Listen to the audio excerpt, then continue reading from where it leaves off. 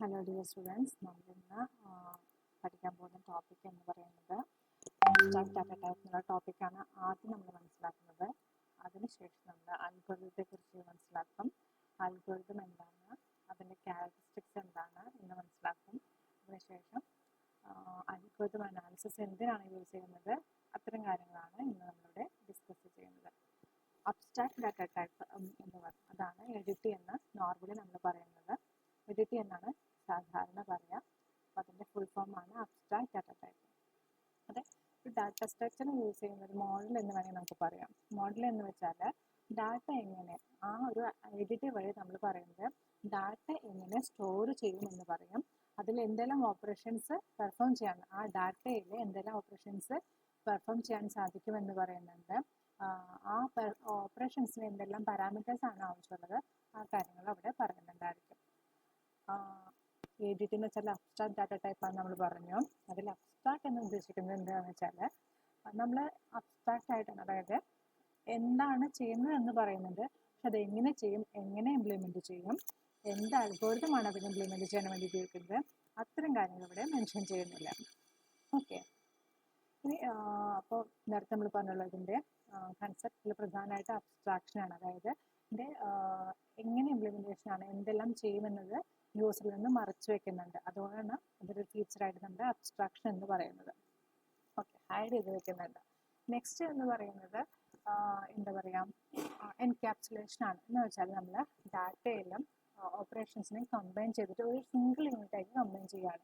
ഇപ്പോൾ ക്യാപ്സ്യൂൾ എന്നുള്ളൊരു കൺസെപ്റ്റ് നിങ്ങൾക്ക് ഉണ്ടല്ലോ, എന്താണ്, നമുക്ക് ആവശ്യമുള്ള മരുന്നുകളെ ഒരുമിച്ചൊരു ക്യാപ്സ്യൂൾ ആക്കുന്നു. അതുപോലെ എൻക്യാപ്സുലേഷനിൽ എന്താ ചെയ്യുന്നത്, അല്ലെങ്കിൽ അബ്സ്ട്രാക്ട് ഡാറ്റ ടൈപ്പിൽ എന്താ ചെയ്യുന്നത് വെച്ചാൽ ഡാറ്റേനെയും ഓപ്പറേഷൻസിനെയും കമ്പൈൻ ചെയ്തിട്ട് ഒറ്റ യൂണിറ്റാക്കി ചെയ്യാണ്. അത് എഫിഷ്യൻസി കൂട്ടാനാണ്, ഡാറ്റേനെ ഓർഗനൈസ് ചെയ്യുന്നത്, മാനേജ് ചെയ്യാനുള്ള എഫിഷ്യൻസി കൂട്ടാൻ വേണ്ടിയിട്ടാണ് നമ്മളത് അങ്ങനെ ചെയ്യുന്നത്. ഇനി മൂന്നാമത്തെ കൺസെപ്റ്റ് അല്ലെങ്കിൽ മൂന്നാമത്തെ ഫീച്ചർ എന്ന് പറയുന്നത് ഇൻഡിപെൻഡൻസ് ആണ്. ഓക്കെ, നമുക്ക് ഡാറ്റ സ്ട്രക്ചറിനെ ഡിപ്പെൻഡ് ചെയ്യാതെ, അതായത് എഡിറ്റി ഇംപ്ലിമെൻറ്റ് ചെയ്തിട്ടുണ്ടെങ്കിൽ നമുക്ക് ഏത് ഡാറ്റ സ്ട്രക്ചർ വെച്ചിട്ടും നമുക്കതിനെ ഇംപ്ലിമെൻറ്റ് ചെയ്യാൻ സാധിക്കുന്നു. ഫോർ എക്സാമ്പിൾ ക്യൂവിനെ നമുക്ക് അറേ വെച്ചിട്ടോ ലിങ്ക് ലിസ്റ്റ് വെച്ചിട്ടോ ഇംപ്ലിമെൻറ്റ് ചെയ്യാൻ സാധിക്കും. അങ്ങനെ, അപ്പോൾ അതാണ് നമ്മൾ പറയുന്നത് ഡാറ്റ സ്ട്രക്ചറിനെ ഡിപ്പെൻഡ് ചെയ്യാതെ നമുക്കത് എന്ത് ചെയ്യാൻ സാധിക്കും, ഇംപ്ലിമെൻറ്റ് ചെയ്യാൻ സാധിക്കും. അതാണ് എഡിറ്റി എന്നുള്ള കൺസെപ്റ്റിൻ്റെ പ്രത്യേകത. നമുക്ക് എക്സാമ്പിൾസ് നോക്കുകയാണെങ്കിൽ ലിസ്റ്റിൻ്റെ എഡിറ്റുകളുണ്ട്.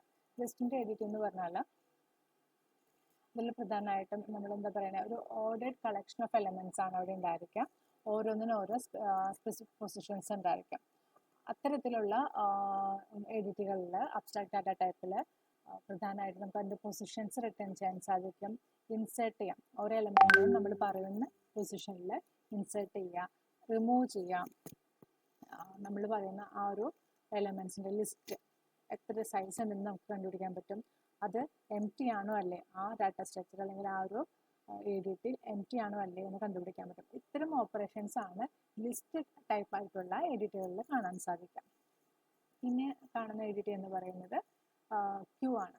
ക്യൂ എന്താണെന്ന് നമ്മൾ ഓൾറെഡി മനസ്സിലാക്കിയിട്ടുണ്ട്, ഫസ്റ്റ് ഇൻ ഫസ്റ്റ് ഔട്ട് ആണ്. ഓക്കെ, അതിൽ നമുക്ക് സാധാരണ ചെയ്യാവുന്നത് എൻ ക്യൂ എന്ന് ഉദ്ദേശിക്കുന്നത് ഒരു ക്യൂവിനകത്തേക്ക് ഒരു എലമെൻറ്റിനെ ഇൻസേർട്ട് ചെയ്യുന്നതാണ്. അപ്പോൾ നമുക്കറിയാം ഒരു ക്യൂവിലേക്ക് എലമെൻറ്റിനെ ഇൻസേർട്ട് ചെയ്യപ്പോഴും അതിൻ്റെ ഡ്രയർ എൻഡിലൂടെയാണ്. ഓക്കെ, ഇനി ഡി ക്യൂ എന്ന് ഉദ്ദേശിക്കുന്നത് ഒരു എലമെൻറ്റിനെ അതിൽ നിന്ന് റിമൂവ് ചെയ്യാൻ. നമുക്കറിയാം ഒരു ക്യൂവിൽ നിന്നെങ്കിലും ഒരു എലമെൻറ്റിനെ നമ്മൾ റിമൂവ് ചെയ്യുന്നത് ഫ്രണ്ട് എൻഡിൽ കൂടിയായിരിക്കും. ഓക്കെ, ഫ്രണ്ടിൽ കൂടിയാണ്. പിന്നെ എന്താണ് നെക്സ്റ്റ് ഓപ്പറേഷൻസ് എന്ന് പറയുന്നത് peak, size, M T. Size നമ്മൾ പറഞ്ഞു, എം ടി നമുക്കറിയാം, എം ടി ആണെന്ന് നോക്കുക, സൈസ് എന്താണെന്ന് മനസ്സിലാക്കാനാണ്. പീക്ക് എന്ന് പറഞ്ഞാൽ ഒരു എലമെൻറ്റിന് റിട്ടേൺ ചെയ്യാണ്. അപ്പോൾ നമ്മുടെ കയ്യിലുള്ള എലമെൻറ്റ് റിട്ടേൺ ചെയ്യാണ്, അതിനെ റിമൂവ് ചെയ്യാതെ, നമ്മുടെ ഇതിൽ നിന്ന് റിമൂവ് ചെയ്യാതെ തന്നെ റിട്ടേൺ ചെയ്യുന്ന ഒരു പ്രോസസ്സാണ് പീക്ക് എന്ന് പറയുന്നത്. ഇനി അടുത്ത സ്റ്റാക്കാണ്. സ്റ്റാക്ക് എന്താണ് നമ്മൾ മനസ്സിലാക്കിയിട്ടുണ്ട്. സ്റ്റാക്ക് എഡിറ്റിൽ അത് ലാസ്റ്റ് ആൻഡ് ഫസ്റ്റ് ഔട്ടാണ് സ്റ്റാക്ക് എന്ന് പറയുന്നത്. പ്രധാനമായും നമ്മൾ ചെയ്യുന്ന ഓപ്പറേഷൻസ് എന്ന് പറയുന്നത് ഇൻസേർഷനാണ്, പോപ്പ് എന്നാണ് പറയുക. ഡിലീഷൻ എന്ന് പറഞ്ഞാൽ, സോറി ഞാൻ തിരിച്ച് പറഞ്ഞിട്ടുണ്ട്, പുഷാണ് ഇൻസേർഷൻ എന്ന് പറയുന്നത്. പോപ്പ് എന്ന് പറഞ്ഞാൽ ഡിലീഷൻ ആണ് നമുക്കറിയാം. പീക്ക് നമ്മൾ നേരത്തെ പറഞ്ഞു, ആ ഒരു എലമെന്റിനെ റിട്ടേൺ ചെയ്യലാണ്. നെക്സ്റ്റ് എന്ന് പറയുന്നത് സൈസ്, എലമെന്റ് സൈസ് റിട്ടേൺ ചെയ്യാം. പിന്നെ എംപ്റ്റി ആണെന്ന് ചെക്ക് ചെയ്യാം. ഇത്ര ഓപ്പറേഷൻസ് തന്നെയാണ് സ്റ്റാക്ക് എഡിറ്റിയിലും ഉള്ളത്. അബ്സ്ട്രാക്ട് ഡാറ്റ ടൈപ്സ് യൂസ് ചെയ്യുന്നതിലൂടെ നമുക്ക് ഡാറ്റേനും ഓപ്പറേഷൻസിനും എൻക്യാപ്സുലേറ്റ് ചെയ്യാൻ പറ്റും സിംഗിൾ യൂണിറ്റ് ആയിട്ട്. നമ്മൾ നേരത്തെ പറഞ്ഞതുപോലെ തന്നെ അബ്സ്ട്രാക്ഷൻ അതിൻ്റെ ഫീച്ചർ, കാരണം അതിൻ്റെ കോംപ്ലക്സിറ്റിയും ഡാറ്റയുടെ ഓപ്പറേഷൻസും ഒക്കെ യൂസ് ചെയ്യുന്നത് നമ്മൾ മറച്ചു വെക്കുന്നുണ്ട്. റിയൽ വേൾഡ് കൺസെപ്റ്റുകൾ നമുക്ക് എന്ത് ചെയ്യാം, കുറച്ചും കൂടി എളുപ്പത്തിൽ മനസ്സിലാക്കിക്കാൻ എളുപ്പമാണ്. പിന്നെന്താണ്, അതിന് എററുകളെ വിത്ത്സ്റ്റാൻഡ് ചെയ്യാനുള്ള ഒരു എബിലിറ്റി ഉണ്ട് ഇതിന്. ഓക്കെ, അതാണ് റോബസ്റ്റ് എന്ന് ഉദ്ദേശിക്കുന്നത്. പിന്നെ നമുക്ക് ഇൻഫോർമേഷൻസ് നമ്മൾ ഹൈഡ് ചെയ്യുന്നുണ്ടെന്ന് പറഞ്ഞു, അതിൻ്റെ ഇൻറ്റഗ്രിറ്റിനെ, അതുകൊണ്ട് ഡാറ്റയുടെ ഇൻറ്റഗ്രിറ്റിനെ നമുക്കത് കീപ്പ് ചെയ്യാൻ സാധിക്കുന്നുണ്ട്.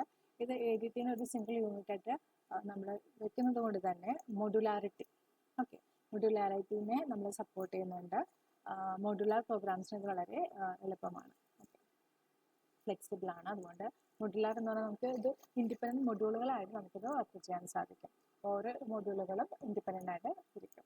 ഓക്കെ, കോംപ്ലക്സ് ആയിട്ടുള്ള ഡാറ്റ സ്ട്രക്ചേഴ്സൊക്കെ യൂസ് ചെയ്യുമ്പോൾ നമുക്ക് ഓരോ മൊഡ്യൂലാരിറ്റിനെ കീപ്പ് ചെയ്യാൻ സാധിക്കും.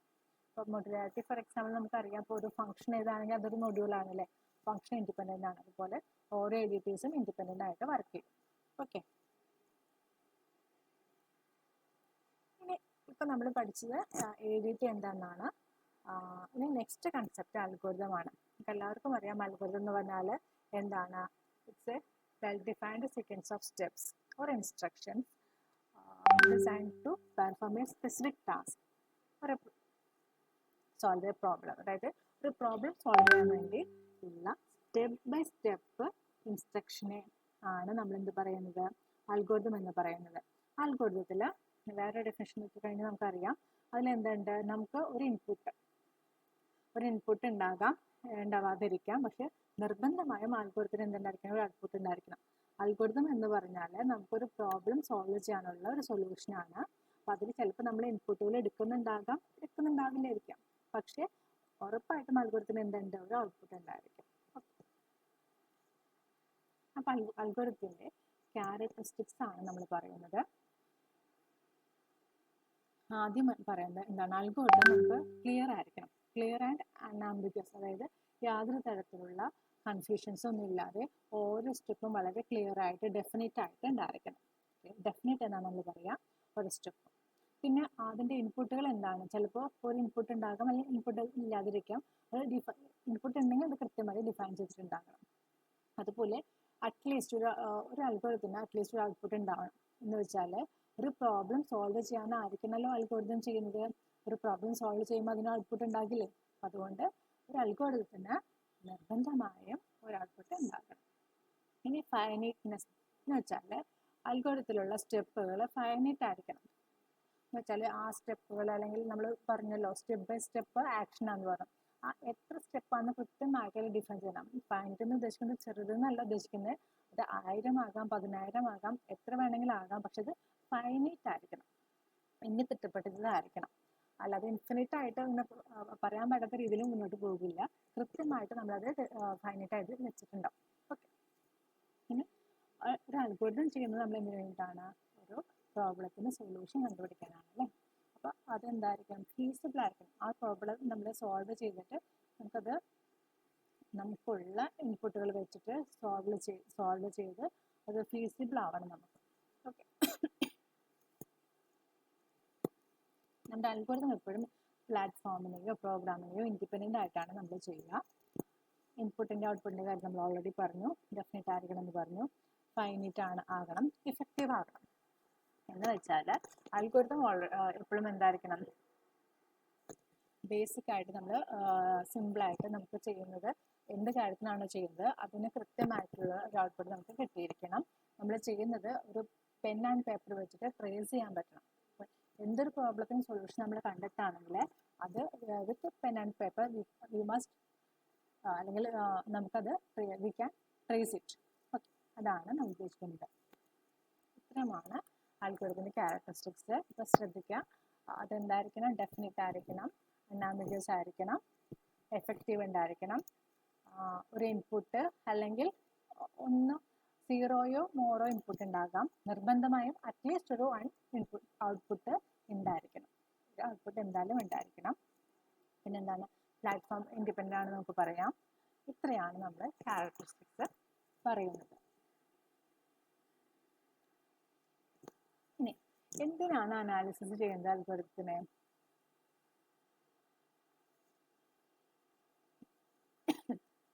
അതായത് നമ്മൾ പറഞ്ഞു, ഒരു അൽഗോരിതത്തിൻ്റെ നമ്മൾ ഒരു പ്രോബ്ലത്തിന് സൊല്യൂഷൻ കാണാനാണ് അൽഗോരിതം നമ്മൾ ക്രിയേറ്റ് ചെയ്യുന്നത് അല്ലേ. അപ്പോൾ അത് നമ്മൾ എന്ത് ചെയ്യുന്നത്, അത് എഫിഷ്യൻ്റ് ആണോ? ഒരു പ്രോബ്ലത്തിന് ഒരു അൽഗോരിതം ആയിരിക്കില്ല, വേറെയും ധാരാളം അൽഗോരിതംസ് ചെയ്യാൻ പറ്റും പല മെത്തേഡിലും.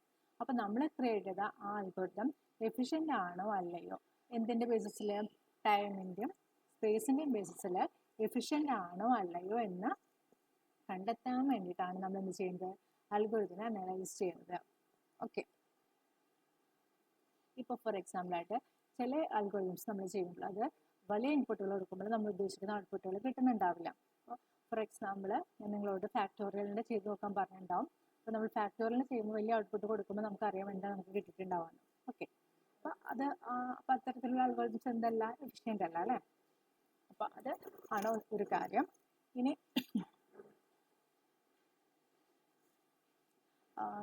ചില സമയം കൂടുതൽ എടുക്കുന്നുണ്ടായിരിക്കും. ചില അൽഗോരിതംസ് ചെയ്യുമ്പോൾ നമുക്കറിയാം നമുക്ക് ഒന്ന് ഒരു 10 സെക്കൻഡ് 20 സെക്കൻഡ് നമുക്ക് അതിന് വേണ്ടി ഔട്ട്പുട്ട് കിട്ടാൻ വേണ്ടി വെയിറ്റ് ചെയ്യേണ്ടി വരും. അങ്ങനെയും നമുക്ക് സംഭവിക്കാം. അപ്പോൾ അതൊക്കെയാണ് എന്താ, ഇത്തരം കാര്യങ്ങൾ നമ്മൾ മനസ്സിലാക്കാനാണ് അൽഗോരിതം നമ്മൾ അനാലിസിസ് ചെയ്യുന്നത്. ഈ അനാലിസിസ് ചെയ്യാൻ വേണ്ടി നമ്മൾ നോർമലി യൂസ് ചെയ്യുന്നത് അസിംപ്റ്റോട്ടിക് അനാലിസിസ് ആണ് യൂസ് ചെയ്യുന്നത്. ഇതിൽ അസിംപ്റ്റോട്ട് എന്ന് പറയുന്നത്, അല്ലെങ്കിൽ അങ്ങനെ ഒരു ടേം നിങ്ങൾക്ക് മാത്തമാറ്റിക്കൽ നിങ്ങൾക്ക് വളരെ പരിചയമായിരിക്കും, ഓൾറെഡി നമ്മൾ പഠിച്ചിട്ടുണ്ടായിരിക്കും. എന്ന് വെച്ചാൽ ഇത്രേ ഉദ്ദേശിക്കുന്നുള്ളൂ, നമ്മൾ എന്താ ചെയ്യുന്നത്, നമ്മൾ കൊടുക്കുന്ന ഇൻപുട്ടിൻ്റെ ബേസിസിൽ ആ അൽഗോരിതത്തിൻ്റെ പെർഫോമൻസ് എങ്ങനെയാണെന്ന് കണക്കാക്കുകയാണ് ചെയ്യുന്നത്. അതായത് നമ്മൾ കൊടുക്കുന്ന ഇൻപുട്ടിനനുസരിച്ച് അൽഗോരിതം എങ്ങനെ പ്രവർത്തിക്കുന്നു. ചെറിയ സംഖ്യകൾ കൊടുക്കുമ്പോൾ അതെങ്ങനെ പ്രവർത്തിക്കുന്നു, ഇൻപുട്ട് വലുതാകും തോറും അതെങ്ങനെ ആണ് തിരിച്ച് നമുക്ക് ഔട്ട്പുട്ട് തരുന്നത്. ആ ബേസിസിലാണ് നമ്മൾ അനലൈസ് ചെയ്യുന്നത് അസിംപ്റ്റോട്ടിക് അനാലിസിസിൽ. ഓക്കെ.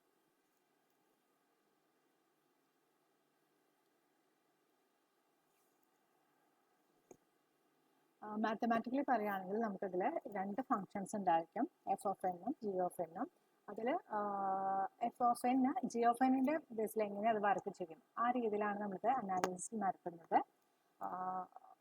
ഒരു ഫംഗ്ഷൻ വേറെ ഫംഗ്ഷൻ്റെ ബേസിസിൽ അതെങ്ങനെ വർക്ക് ചെയ്യും, ആ രീതിയിലാണ് നമ്മൾ പറയുക. അപ്പോൾ ഫോർ എക്സാമ്പിൾ പറയുകയാണെങ്കിൽ നമുക്ക് എന്ത് പറയാം, നമ്മൾ എപ്പോഴും ഈ അസിംപ്റ്റോട്ടിക് നൊട്ടേഷൻസ് യൂസ് ചെയ്യുന്നത് ടൈം കോംപ്ലക്സിറ്റിക്കാണ്. 2 തരത്തിലുള്ള കോംപ്ലക്സിറ്റി ഉണ്ട് നമുക്കറിയാം, ടൈം കോംപ്ലക്സിറ്റിയും അതുപോലെ സ്പേസ് കോംപ്ലക്സിറ്റിയും.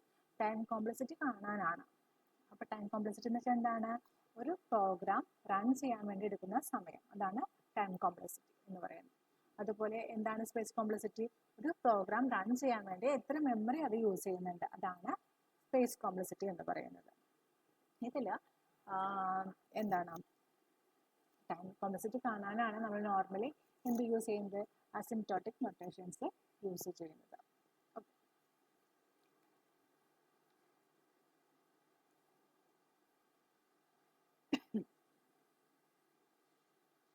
ഇനി ഒരു എക്സാമ്പിളിലൂടെ നിങ്ങൾക്ക് പറഞ്ഞു തരാം. നമുക്ക് പ്രധാനമായിട്ടും അസിംപ്റ്റോട്ടിക് നൊട്ടേഷൻസ് 3 തരത്തിലാണുള്ളത്. Big O notations, big omega notations, അതുപോലെ എന്താണ് ബിഗ് തീറ്റ നൊട്ടേഷൻസ്. ഇത് കൂടാതെയും ഉണ്ട്. ബിഗ് എന്ന് പറയുമ്പോൾ നിങ്ങൾക്കറിയാം വേറെ സ്മോൾ ഉണ്ട്. പക്ഷെ നമ്മളെ സംബന്ധിച്ച് നമുക്ക് അതിൻ്റെ ഓവറോൾ ഐഡിയ മാത്രം മനസ്സിലാക്കുകയാണ് ഈ ഒരു സെഷൻ്റെ ഉദ്ദേശം. അപ്പം എന്താണ് ഈ 3 നൊട്ടേഷൻസ് കൊണ്ട് ഉദ്ദേശിക്കുന്നത് എന്ന് പറയാൻ ഉദ്ദേശിക്കുന്നത്. നമ്മൾ പറഞ്ഞു മാത്തമാറ്റിക്കലി നമ്മൾ ഈ അസിംപ്റ്റോട്ടിക് നൊട്ടേഷൻസ് എന്ന് പറയുന്നത് എന്താണ്,